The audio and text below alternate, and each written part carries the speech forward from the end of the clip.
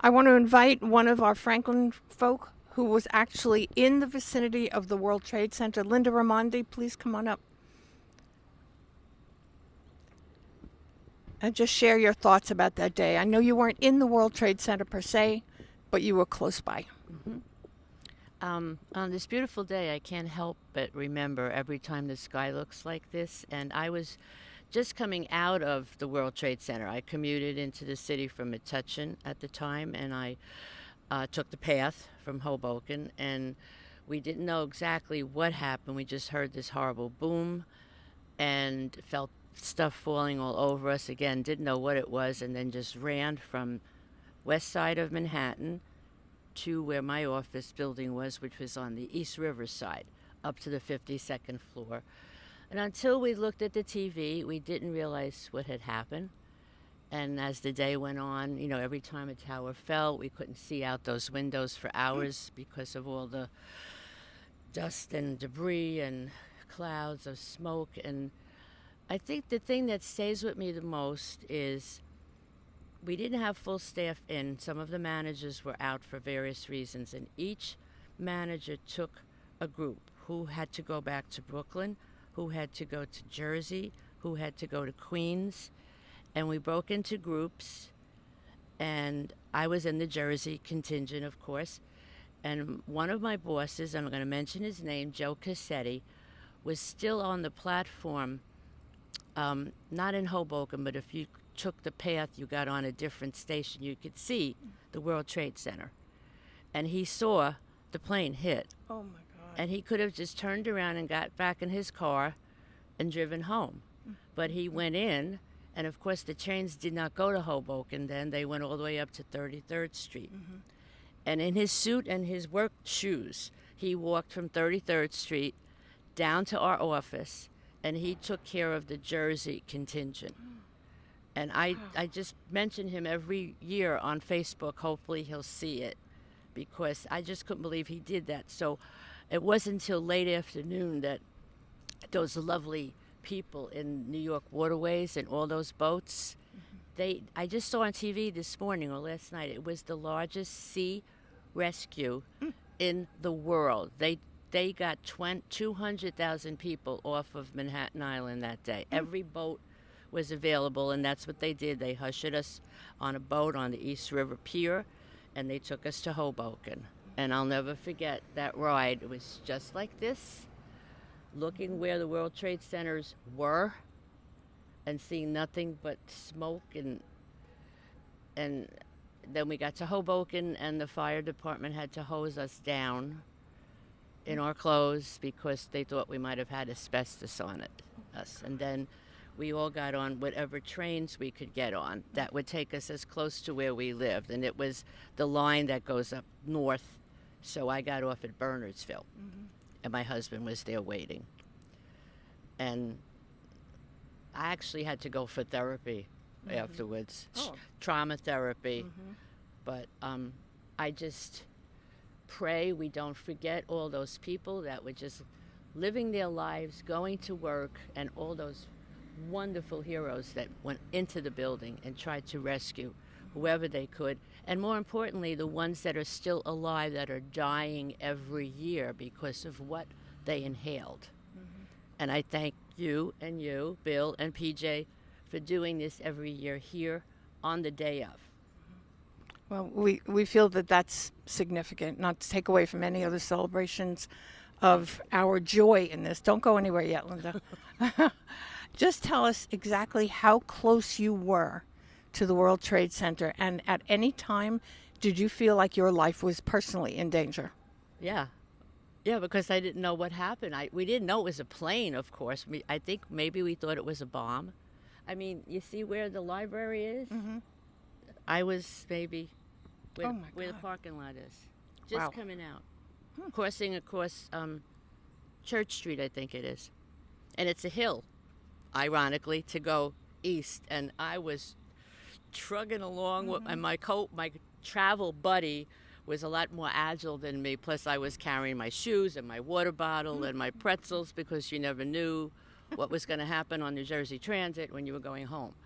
So, yeah, I'd say from there to there. You know, God just decided it wasn't my time. Mm. So I try to live a good life. But you remember Oh, that day. I'm sure it's absolutely. indelible. I know exactly what I had on, Mm-hmm. every aspect of that day. No, I totally understand. I was at home leisurely in my home where the four walls were intact and where there was no imminent threat. But I can remember so clearly. I mean, we all remember exactly what we did that day. I felt all of a sudden I was walking out the door and I kept walking. And somehow I was drawn to Kmart. Kmart. Kmart, where there must have been hundreds of televisions blasting, and you could hear the sound out into the parking lot. And I went into Kmart, and I think I stood in front of however many televisions were there, and every one of them was showing one depiction or another of the horror as it was unfolding. And it was not quite your experience, Oh no, but but it was horrible for all of us to watch. it was that. stunning, Yeah. just stunning. Grateful that we weren't in it at that moment. You were in it Yeah. at that And moment. then we watched it on TV just like you Oh, did in our God. office building. We didn't know what had happened. We did not know at the time that it was a plane. Who would who would ever think that that's what happened, you know? But when the first tower dropped, it was like, holy. Wow. The precariousness of cinder block and metal. Yeah, and I'm telling you, you could not look out on 52nd floor. You could not see a thing for at least an hour or two. It was just all over. And as Mayor Kramer said yesterday, and he says it every year, the day after, that unity and that togetherness that we all felt, I will never forget it. I wish we could get back to that. I pray that Well, we that's get back to that. it begins with each one of us. And if it begins in your heart, you're sharing this today, not only with us, but with Franklin, whoever is tuning in. You're sharing that sentiment. Maybe that's the reminder that the horror will never leave us, but we're ever grateful that we're here and that we appreciate what this horror was and what it meant, particularly to 6 people in Franklin Township who lost their lives that day. And we are going to go to their sites right here and introduce them. Thank you. Linda, thank you so much for sharing. Thank you. Thank you. Okay, I think we'll do this way.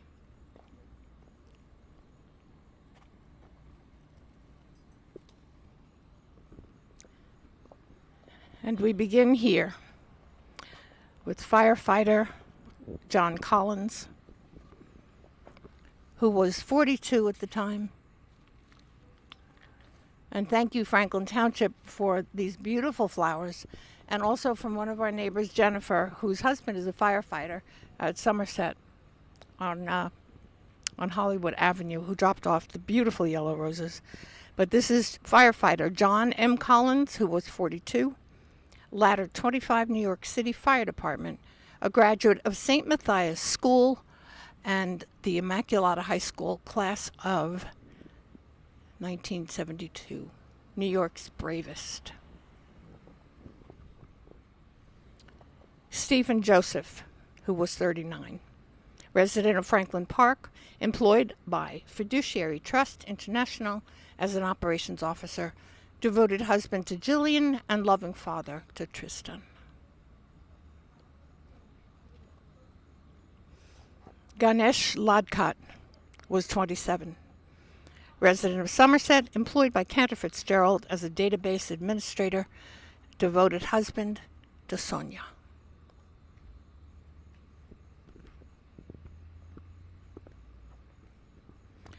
Vanessa O. Rogers Richards, who was 26, graduate of Franklin High School, class of 1993, employed by Martian McLennan as an administrative assistant, devoted wife to Hopton, loving mother to Kayla. Cheryl Rosner Rosenbaum was 33, a graduate of Franklin High School class of 1986, employed by Cantor Fitzgerald as a vice president and partner, devoted wife to Mark, and loving mother to Hannah and Sam. Jeffrey Robinson, who was 38, graduate of Franklin High School class of 1981, employed by Marcia McLennan as a systems analyst, devoted husband to Millicent, and loving father to his 4 children.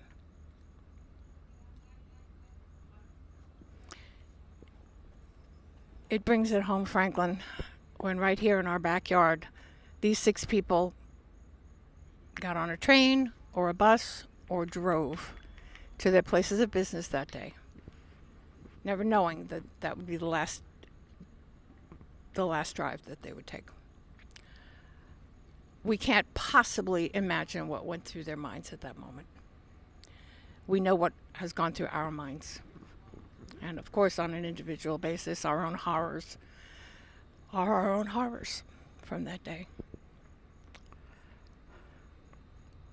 And I know we don't have to say to you, never forget, because we can't.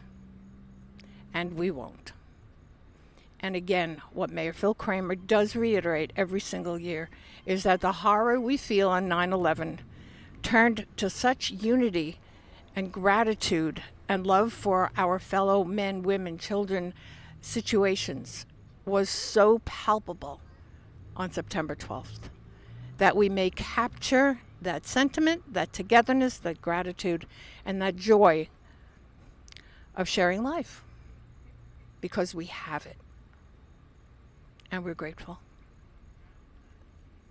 This is PJ Parker, Franklin reporter and advocate. Thank you so much for tuning in on this September 11th, 2024, which is the 23rd anniversary of the 9/11 tragedy. We'll be back.